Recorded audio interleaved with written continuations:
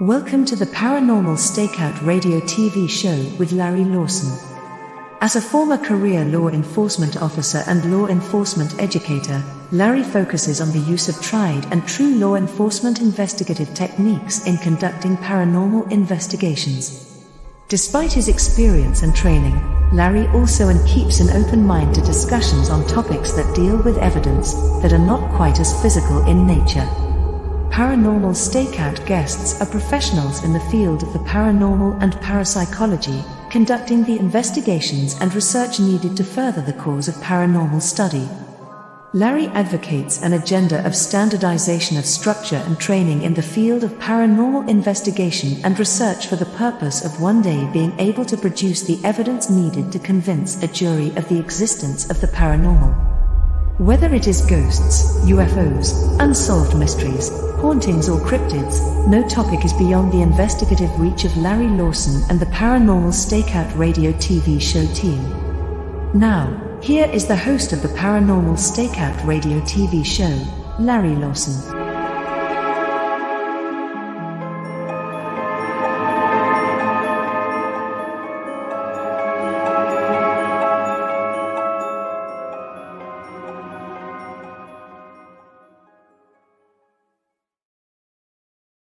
Well, good evening, everyone, and welcome back to Paranormal Stakeout. I'm your host, Larry Lawson, coming to you from the command post of the Florida Bureau of Paranormal Investigation and Indian River Hauntings in beautiful Vero Beach, Florida. If you'd like to learn a little bit more about us, please check us out at IndianRiverHauntings.com, ParanormalFBI.com. You can also check me out here on the X Zone at go sky at paranormalstakeout.org. You can get a hold of me there, send me some notes if you'd like me to answer some questions or you've got some comments about the show.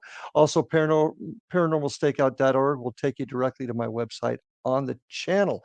So it's great to be back here. The summer's starting to break down here in Florida. The heat's been a little bit better over the last few weeks, but like the rest of the country, we've all been scorched. Want to send my best to everybody up in Canada with the fires they've had. And they just got hit by that hurricane. And also, please keep in mind our friends and families out in Hawaii on Maui. So keep that in mind. Tonight, got an interesting show for you. We're going to be delving back into the world of the psychic-intuitive. My guest tonight is Lindsy Milne. Robert is a psychic-intuitive counselor, teacher, healer, and life coach. He's recognized across the continent as one of the most insightful psychic intuitive counselors of the time. At a very young age, he realized his psychic gifts and started his first job working as a psychic, doing intuitive readings at a place called the Cozy Tea Room. And we're going to ask him about that place. And that's in beautiful Toronto. He's traveled all over the world, giving insight with his psychic intuitive sessions to tens of thousands of people, and has become recognized across the continent as one of the most insightful counselors of his time. He's also worked with police and the Canadian Secret Service, helping to gather intel and work on missing persons. And we're going to really want to talk about that a little bit. With that, I'd like to welcome to the show Robert Milne. Rob, thanks for joining us tonight. Thank you. I've been looking forward to talking with you, and thank you for the service and the work that you're doing. It's fascinating. Well, it's it was a long time. I did my time on the job, and now I'm trying to figure out this new mystery in our society. I was including the new part of your life, this part too, as well. Yeah. I appreciate it. Thank you. Well, for some of my guests that might not be familiar with your work, can you share with us a little about who Robert Milne is? Well, Robert Lindsy Milne. Lindsy Milne. I have been a professional psychic coming this January for 59 years. And I started working at the Cozy Tea Room when I was 15 and a half years old. And I was homeless. And I was surviving on the street by my instincts, intuition, and psychic ability. I had demonstrated psychic awareness and psychic abilities at a very young age. So it wasn't a surprise that I was using my instincts to survive. And I heard that if you worked at the Cozy Tea Room, in those days, doing readings was against the law. You could get arrested for it. was going to ask you about that. I'd like to know more about that. Well, that law got appealed. I think it was July 1st, 2019. So that was when we were allowed to do readings and get paid for it. And the other thing that happened was cannabis got legalized on the same day. I don't know if there's any connection there, but coincidence, maybe. Yeah. Same thing. I don't know. So when I heard that if you worked at the Cozy Tea Room doing tea leaf readings and card readings, in the afternoon you would get a sandwich, a cup of tea, and some cookies, and you would get paid. And if you worked in the evening, you would get a hot meal, sandwich, cookies, cup of tea, and you'd also get paid. And I applied there, and I told the woman, I told her my name, and I came down and auditioned for the interview was doing a reading. And I had never done a tea leaf reading. I didn't have any idea what to do, nor had I ever read cards. I had no idea, but I am. And then I was a psychic, and I still am. And I held the teacup in front of me, and I started doing a regular reading, or how I would give information to people, pretending I was looking at the tea leaves. And then I put the cards on the table, and I had no idea what the 7 of Hearts meant. So, but I would point to it but share my psychic feelings. I started working that day. So it wasn't the tea leaves of the cards. It was your own psychic ability that you're reading. And I just had to have another way of doing it, because there's a sign on the wall that said all readings are complimentary and are done for entertainment purposes. So that's how you got around the law. That's how it was. That's how people got around the law. Okay. And I started working there, and I worked there for about 6 years. And I worked 5 days a week, sometimes 6. And on Sundays, most of the times we would go out to private parties and do readings. So I was working 5 and 6 days a week, every day during that time. Let's back up a little bit. When did you first recognize that you had this gift? How old were you? When I identified it, I was around 10 years old. I was seeing things and then getting in trouble for it. One day I was coming home from school. I was about 5 or 6. And I said to my mother, "Grandma Harris died today." And by the way, Grandma Harris was my great-grandmother, not my grandmother. And she was living in England, and I was in Toronto. And my mother got angry with me and punished me in some way for saying bad things. And that was confusing to me. That evening, or the next evening at dinner, my mother said to my father, "Grandma Harris died yesterday." And I thought my father was going to be angry with my mother for saying bad things. But to my astonishment, they just talked about it. But yet I got punished for saying bad things. And it was like that. One time when I was about 8 or 10, something like that, we went to a Stanley Cup hockey game. And it was Boston and Toronto, and it was the semifinal. And the score was tied at the end of the third period. And when the teams came on the ice for the first overtime period, I knew number 17 with the Toronto Maple Leafs was going to score. I just knew it. He wasn't, and his name was Gary Eamon. And anyway, as the game was about to start in Maple Leaf Gardens, and there's 18,000 people watching, and the lights went down, I couldn't hold the words in my mouth any longer, and I jumped up and started yelling and screaming and cheering because Gary Eamon was going to score the overtime goal. Gary Sheeman wasn't on the ice, and everybody turned and looked at me and my dad. And he just said, sit down.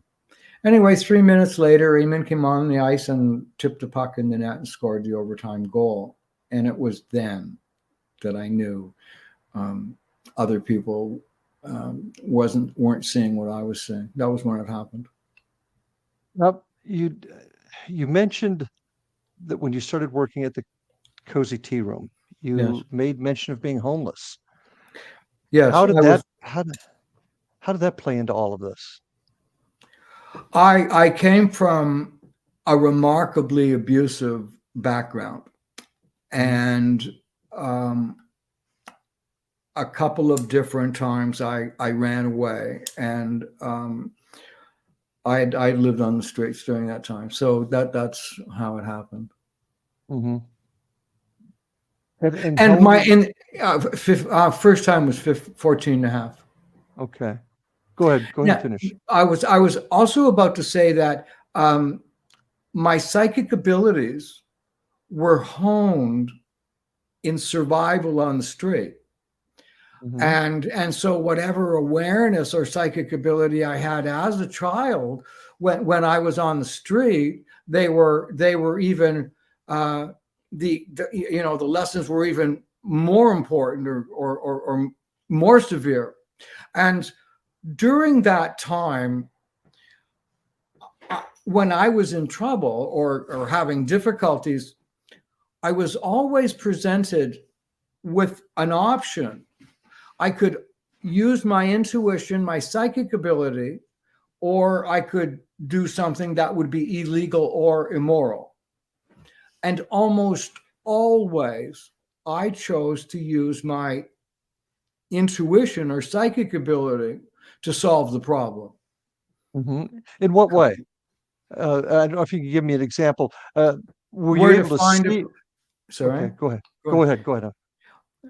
No, please ask your question. No. I just did it give you a direction? Did it say, you need to go to this place, or you need to turn this corner, or talk to this individual? Or be in the right place at the right time, be where there's food, things like that. That's how.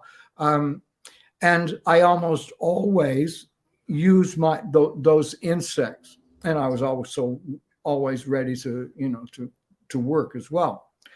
Mm-hmm. And I also did readings or gave information to people in those days also. And on a couple of occasions, I certainly had to do things that I wouldn't have, wanted to if it wasn't survival. But almost always, I used my intuition. And during that time, I never stole anything. Actually, I didn't do that until I was in my 50s. But I spent my whole by the way, the reason that I did it in my 50s is because I wanted to know what it felt like to steal something. Because I had never done that. Well, I'm a believer in what you do one way, you must do equally the opposite. And I also believe that the purpose of life is to experience. That's it. Okay. And so, and we have free choice and free will to experience anything we want. The rule with free choice or free will to do anything that you want. Do you want to go ahead? Jump in. Yeah. No, I got to, because we got to take a break. First 13 minutes is already run. So we're going to pick this up on the other side. All right. So folks, stay with us. Robert Lindsy Milne, my guest tonight. Stay with us. We'll be back after these messages. And we are back on Paranormal Stakeout. My guest tonight, Robert Lindsy Milne, a psychic-intuitive counselor. Got a lot of questions to ask you, but probably let me start off with this one. Psychic-intuitive counselor, to folks that might not completely understand what that means. Can you give a quick definition? Well, I always called myself a psychic after I left the tea rooms. As time wore on, the younger psychics coming up, the New Agers, thought that being called a psychic was something bad or old-fashioned or whatever. and everyone was getting all these fancy titles that they were giving themselves, and I just decided, okay, so instead of just being a plain old psychic, I'll be a psychic intuitive counselor or a psychic intuitive. That's why it is. Gotcha. Okay. So Well, I am a simple, straightforward. I'm into the fundamentals of the craft. Vince Lombardi was a fundamentalist. He'd start every season at the beginning with all the football players around him. He'd hold the football up and say, "Gentlemen, this is a football." And they started from the fundamentals and built upward. And when people allow themselves or want to become psychic, because almost everybody can be, when you learn the fundamentals of being psychic, you then can do pretty much anything when you know the fundamentals. right. Understood. Now, you were going when we were just before the break. You had mentioned a little bit about stealing stuff and experiencing other things. As a cop, I got to be honest with you, that's a little that's a little tougher for me to swallow, only because of my background. I think, understand where you're coming from. I'd be glad to explain it a bit more. Sure, please do. Okay, so I'm not advocating committing any crimes. Mhm. What I'm looking at is things overall. And when we're on this planet, in this solar system, there are things that are fundamentals. And one of the fundamentals is we're here to experience. We have free choice and free will to do anything we want. But in this reality, there's accountability. I didn't say you could do something and get away with it. I just said you have free choice and free will. Understood. There is accountability. Okay. So the rule with you can do whatever it is that you want, what goes with it is you must experience the opposite. So in order to know good, you must know bad. In order to know what's right, sir, Mr. Policeman, right? You also have to know what's wrong. So we need to know the opposite. You can't have a one-sided line. Okay, so that's all it is. Yeah, and I understand the concept. I don't know. I don't know that I completely agree with you. I don't need to know stealing is wrong, but I get where you're coming from as far as experience. Just hold on. I went through 52 or 53 years of never stealing anything and living on the streets. And one time, as a mature man, never experiencing what it was like to take something, I set up a situation where I would steal something, but I also came back the next day and paid for it. Okay. Well, I understand what you're trying to describe me. I don't know that I agree with you, but we can move on from that. That's getting back to. Go ahead. How many times have you stolen? Me? Yeah. Never. Never once? Ever? No, sir.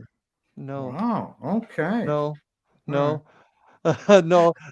I have not. But that's just me. And we're all different. Now, want to move on a little bit into more being psychic more. Yeah.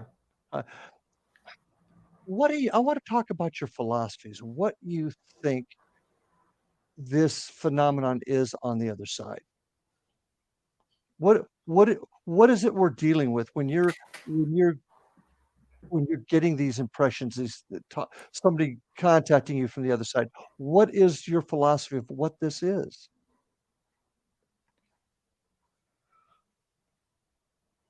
I don't have a philosophy about that. Oh. I'm as I said, I'm very simplistic, and Mhm. I'm focused on the fundamentals. I'm interested in the answer. I don't care how I get to the answer. I look for the answer, and Mhm. I don't put a label on it.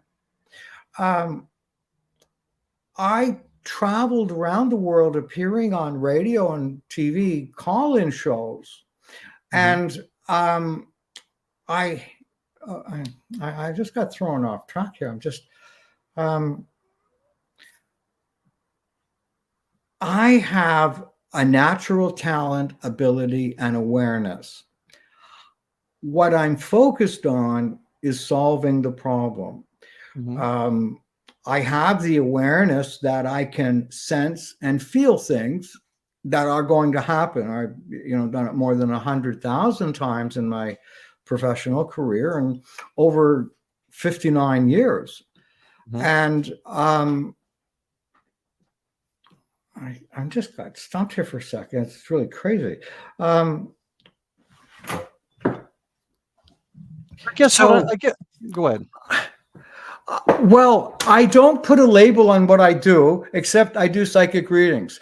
And when I was looking for a lost person, I didn't care whether I was using the ability to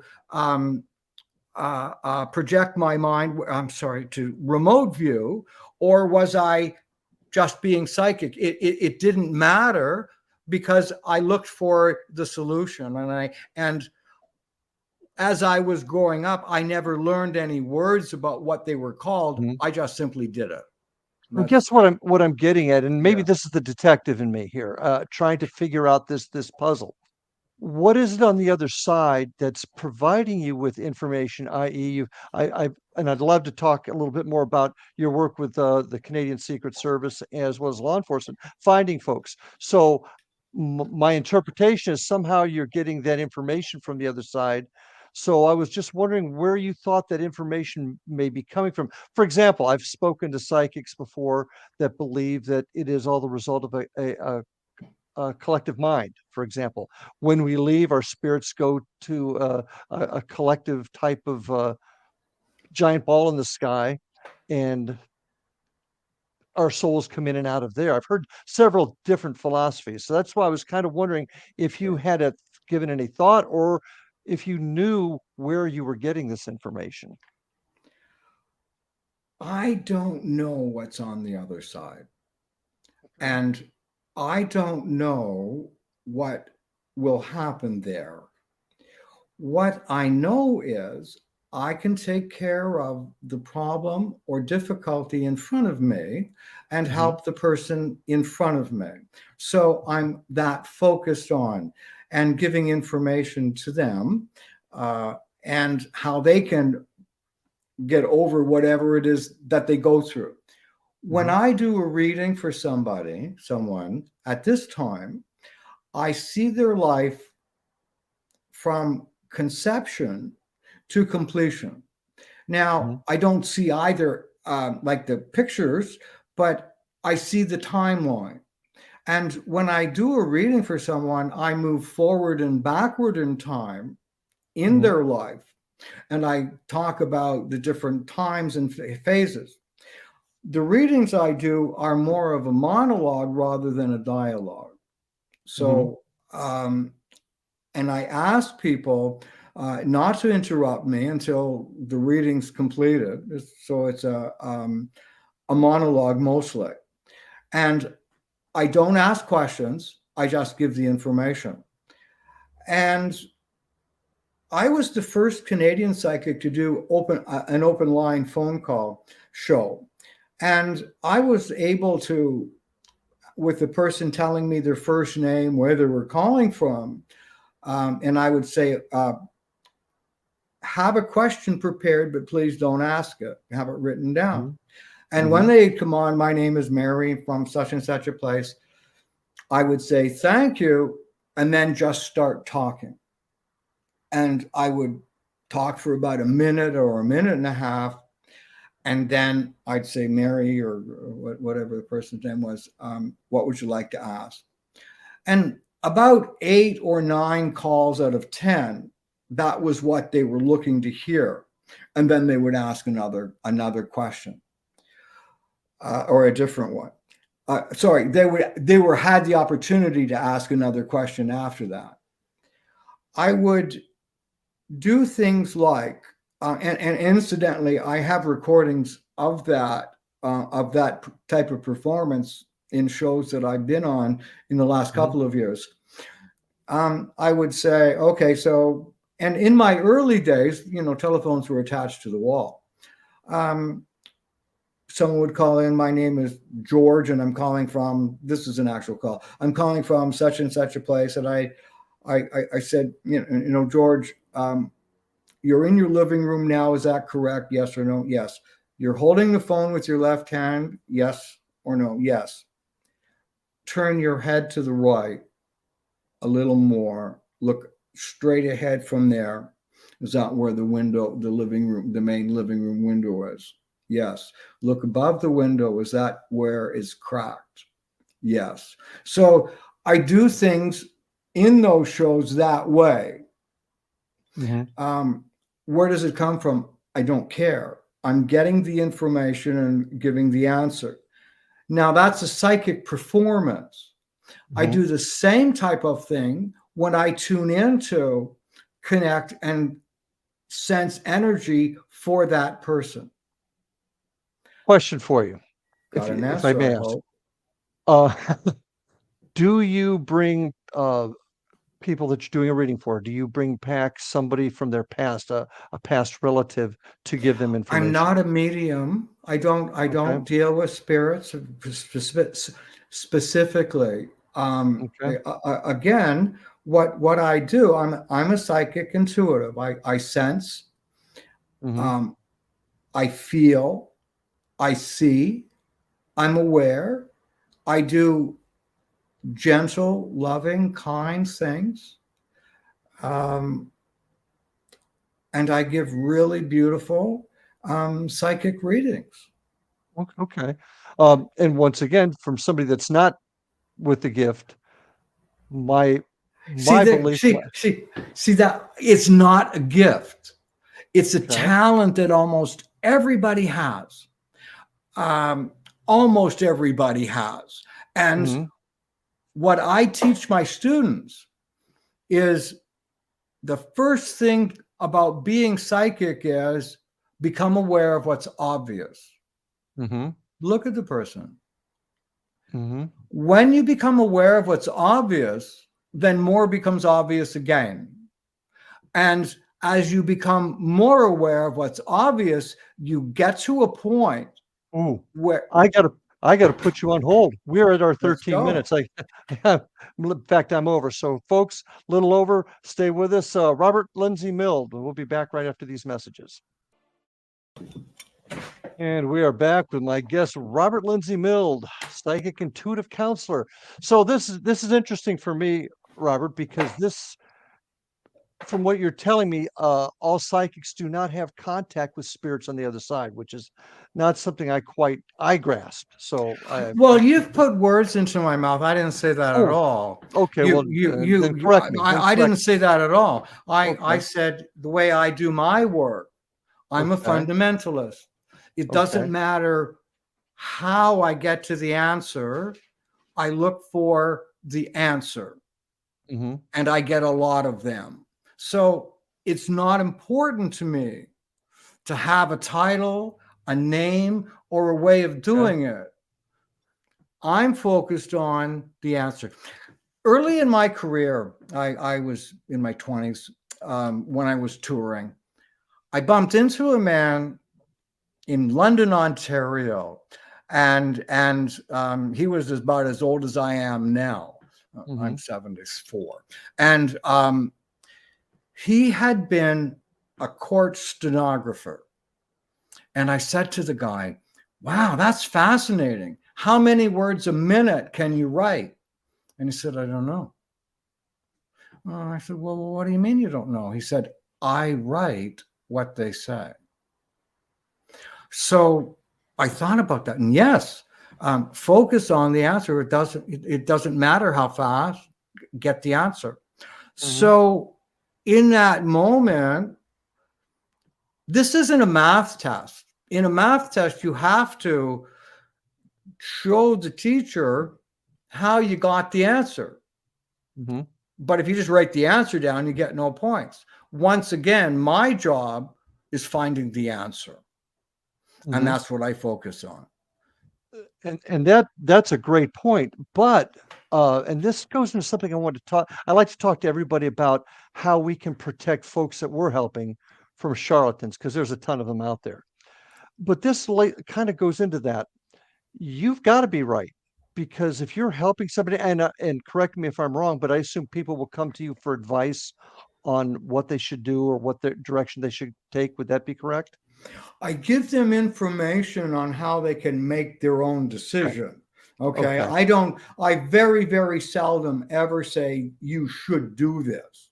Okay, fair enough. Once again, I believe in free choice and free will, and I'm very focused on being positive. The motto in my podcast is, do good, stay safe, and above all, just be kind. And I spend a lot of my life just being kind. So I would choose the positive information, but it's not for me to make a judgment on what they do. And that's fair. But the folks do, I mean, with my team, since we look at the buildings that may have activity in them, and folks come to us for help. Can you find out what's going on here? Of course, we're not psychic intuitives. We can't we can't change things. We can just find information. But people. By the way, Larry, I'd also just like to point something out, that I do things that no other psychic alive does. And that is? I guarantee my work. If I do a reading for you, I guarantee absolutely that if you're ever I absolutely guarantee my work for as long as I'm alive or you. And if for any reason the reading I did for you was not up to your value, or you felt you got a good choice, I just give you back your money. And if I did a reading for you, and I could have done it 20 or 50 years ago, and you'd come to me and say, hey, Robert, that reading you did for me, it was crap, 37 years ago. Oh, okay, here's your money back. Just like that. And I can really appreciate that. But what I was getting at is I was pointing out the values that I work at. And you're talking about, I don't hang out with psychics very much. And I think that yes, indeed, there are thieves in every business or everywhere you go. Okay. Including mine. Hasn't that been your job? So I don't hang around that much with others, psychics. But when in this field doing readings, if you do a bad reading or you have a clash with somebody, you're not having a bad day, or you're not you can't connect with everybody. Usually what happens is the this disgruntled client says, oh, that person's a fraud. And that happens so much. So we don't very often get the opportunity to make it right. It's easy to say that's that fraud. That goes back to the original question I was going to ask you a few minutes ago. Don't we have a responsibility to get it right? And here's where I'm going with this. I'm sorry. Get what right? Get right. Whatever we're telling the folks that we're trying to help, because they're coming to us. They're in a state of wonderment. They don't know what to do. They don't know where to turn. Maybe they're upset. And I've seen it, at least on my side of the house. Folks will go in and they will tell somebody A, B, and C is happening in your house. Okay. And they're wrong. And because they're wrong, they cause more harm to a person that maybe they had some other mental health issues. And that answer that was given to them caused them more harm. So don't we have an obligation to get it right. And I appreciate where you're coming from. You guarantee your work. But if you I don't know, can't speak for what other people do. no, I but can only speak for me. And I grant you. do. Okay, so I don't know what other people do. I know there are people that are frauds. I know that. I'm not. My job is to help people in trouble. And that's what I'm really good at. Mm-hmm. I can't eliminate frauds. I We can can't. be the best psychic I can be because that's the purpose of my life. That's what I do. Mm-hmm. April 6th this year, I had quadruple bypass surgery. I knew I was having it. I didn't have a heart attack. And I worked right up until April 5th. Well, And how did you know? How did you know?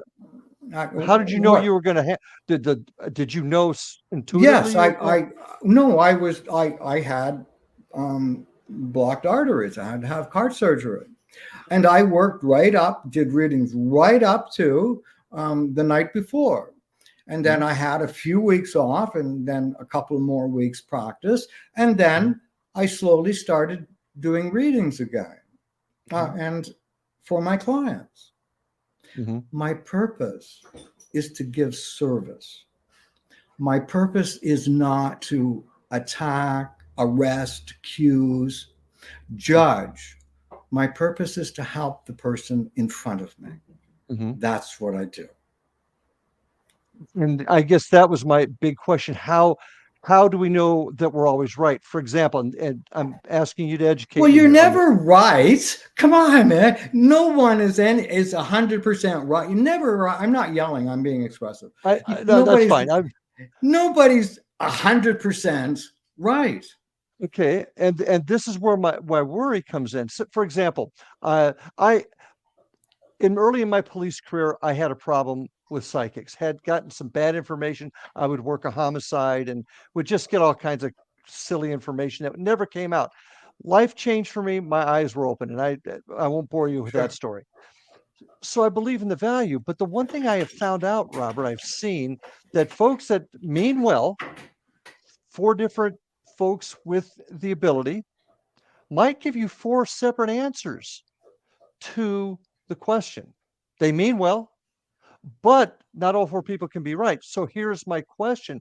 How do we why don't psychics all see the same thing? I mean, do you have a thought on that? I got a really good answer for you. Because nobody sees or has the same point of view. That's the reason.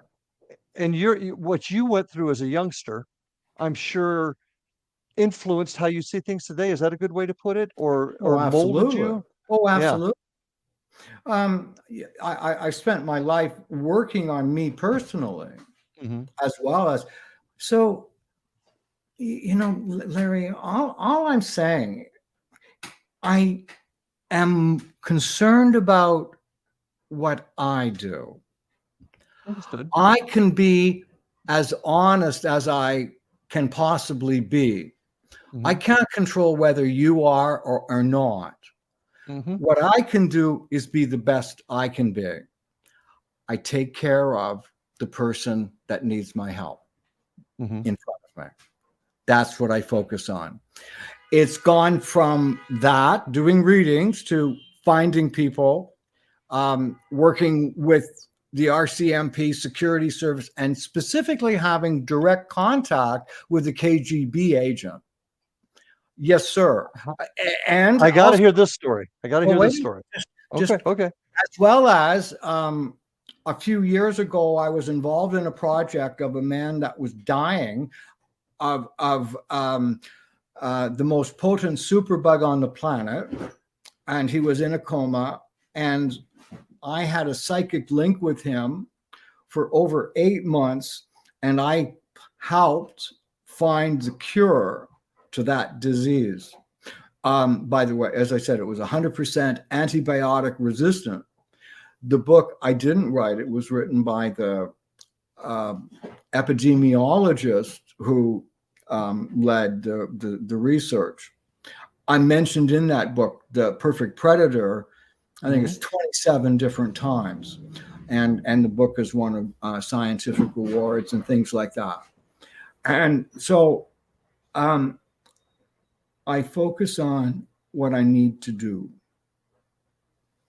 And there has never been a time that I went to a police agency or law enforcement agency and offered to give my work. The only time I've ever done it is when I've been strongly encouraged to do what they wanted me to do, or asked. I never volunteered. But I did have conditions, and the condition was nobody would know that a psychic was involved, and nobody would know specifically that I was involved. Well, we're getting ready. This hour's moving fast. We're coming up on our 13 minutes, so we're gonna get back to this. I want to delve more into your work with law enforcement. I guess you're saying here the Canadian Secret Service on you. So when we'll talk more about that. So folks, stay tuned for this last section. You're going to enjoy it. Robert Lindsy Milne is my guest. See you after these messages. We are back on Paranormal Stakeout with my guest Robert Lindsy Milne, and I'd like to remind everybody, if you'd like to learn more about what I do and what my group does, check us out at IndianRiverHauntings.com or ParanormalFBI.com. You can also check us out on YouTube at Indian River Hauntings 2341 and see some of the work that we've done there. You can email me at ghostguy@paranormalstakeout.org or check out the website at paranormalstakeout.org. Most importantly, check out all the other great programming you'll see here on the X Zone Network, xzbn.net. Check out all the other great shows on here. And Robert, where can people find you? You can find me on my website, www.robertlindsymilne.com. You can find me my podcast on YouTube, Spotify, Apple, and any other place. And I guess that's pretty much it. You've got a podcast also, right? It's called My Side of the Crystal Ball, and it's doing quite well. And I talk about psychic things, as well as I have been several guests on that are psychics and things like that. Excellent. Okay, well, getting back to the our last conversation with law enforcement. Now, one of the first things that which I would see is if somebody was to come to me with information, I'd need to know how you got it, how you came up with this information. But you say law enforcement agencies came to you. Now, you mentioned you worked with the Canadian government quite a bit. I worked for the RCMP Security Service. And is that like the Canadian government? Okay. So mid-70s. And in that time during the Cold War, there was more intelligence being passed between the American and Canadian border at Niagara Falls than anywhere in the world. The Canadians, us, had a special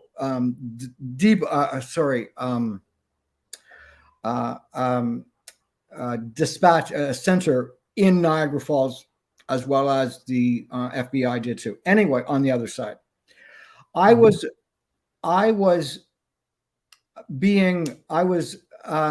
having an interview. My brain just got tired. I was appearing on a radio show in Ottawa in the mid 1970s, and it was a test run to see if I was good enough to do the show. I got the show, and I did that show every month for 12 years. When I got home from there, it was in the 70s, the program director said, "This man from Task News Agency wants to do an interview with you." And I said, "Leave me alone. I don't want anything to do with it." Long and short of the story is the RCMP found out that this guy tried to contact me. Then they wanted to talk to me, the Mounties, and they wanted to know why, and I didn't know. They then asked me to get involved and speak to the guy, because not only was he a journalist, he also happened to have diplomatic passport. He also had spent all of his career working in Washington, D.C., and then all of a sudden, he ended up getting transferred to Ottawa. Not a promotion. Not a promotion at all. And they thought that he was going to get shipped back to Russia.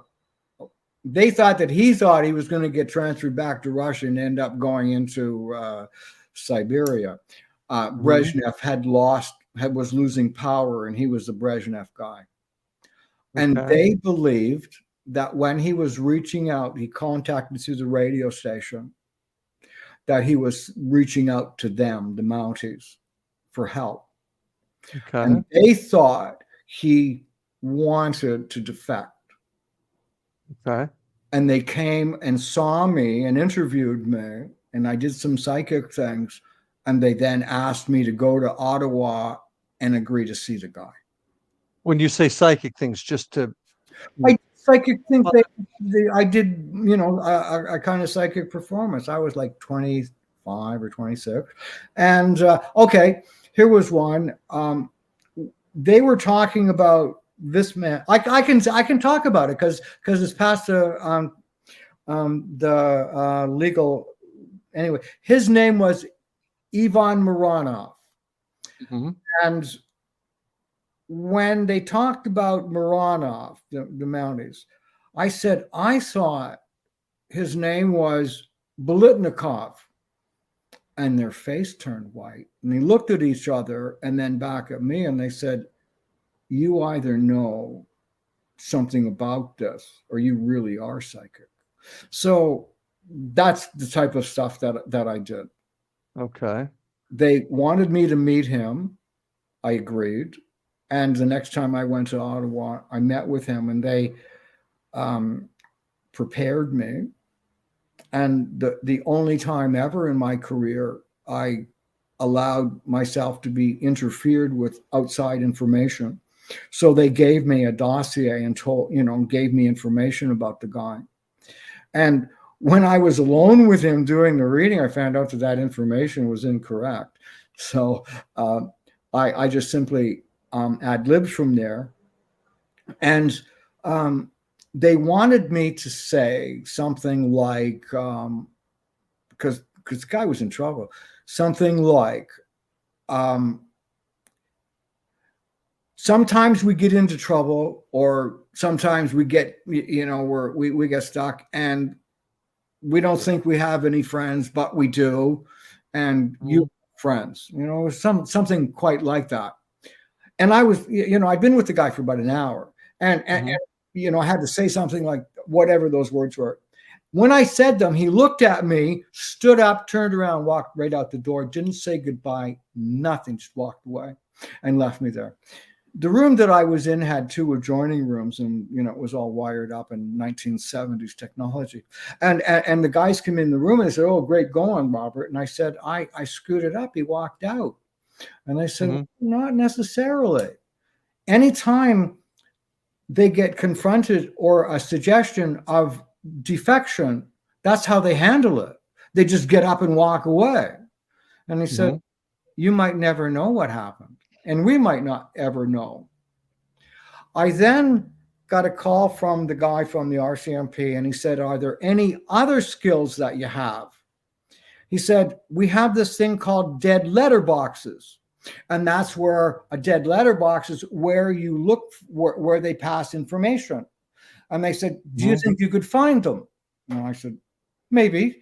And I went down to Niagara Falls, looked at some maps of the area and pointed to some areas. Then we went out in the park, and I found one that day.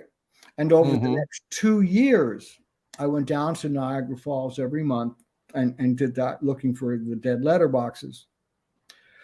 I'd been doing it for about 6 months. and we were out in the park, and the guy said to me, "Do you remember your Russian friend?" And I said, "Yeah," and he said, "It worked out." And I said, "What? What? How did it work out?" He said, "It worked out," and he never said another word after that. So I don't really know what happened, but it worked out. How many years did you actually work for? And when you say the RCMP, that is the government, the federal government. It's federal. It's the FBI version. It's the Canadian version of the FBI. Oh, I'm very, very familiar with them.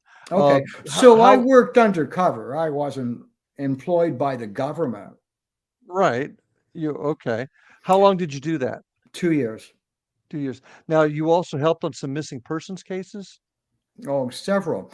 The first one was early when I was touring, and I was in a small town in Barrie, Ontario. I used to go there the first show of a tour, and there had been this this woman, a young woman married with a child, a really high class kind of woman, and she had a day off. She was going to the hairdresser, dropped her child off at the babysitters, went to the mall where the hairstylist was, and no one ever saw her again. And they couldn't find her. And several months later, I was in Barrie, did a radio show and was doing readings. And late at night, 10 o'clock at night, the police, because I was working late that night, the police knocked at my door. I'm sorry, it was earlier. It was around 6 o'clock. They knocked at my door and they said they wanted to talk with me. It screwed up that reading for sure. And they told me about this woman, and they asked me, and they told me that they wanted me to see if I could find her. And I said I didn't want to do it. And they said, if you don't want to do it, you can't work here and we'll stop you. And I said, okay, but let me come back and see me tonight to do it. And they said, okay. And we came back, and I went down to the police station that night, and we looked at maps of the area. And I said, but first of all, I have to tell you, you're not going to find her until way into March. And this would have been in the fall. It would have been like October. And I said, you'll find her, and how you'll be able to know is by an old train trestle that says 1910. And I saw it and sensed it. And they insisted that night that we go out into the fields and look. And they weren't taking me very seriously. And we were driving around in the countryside in the dark. And then we went down this road, and there was this train trestle that said 1910. And then they took me a bit more seriously. And the next day they did this big search in the area, and they didn't find anything. And in the springtime. So that one did not get solved then. It did get solved when I said it would be in March. I said I said it would be in the springtime, and I was doing the work in October, in that night and day. Gotcha. Well, a lot of satisfaction helping folks with closure on things like that. So I know they appreciated all of your help on that one. In our last minute or so, Robert, was there anything you'd like to share with the audience to maybe as a final note? Regardless of what you think or feel right now, regardless of your opinion, no matter what, just do nice things, be kind. You can always do that. Yeah, and those are well-spoken words.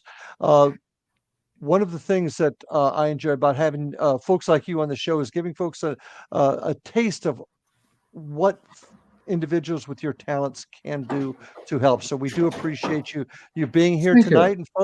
And folks, I want you to know that I appreciate all of you being here tonight. Interesting show, and I'm looking forward to seeing you next time. So until then, love your family, hug your kids, take care of yourselves, and we'll see you on the other side. Have a good night, folks.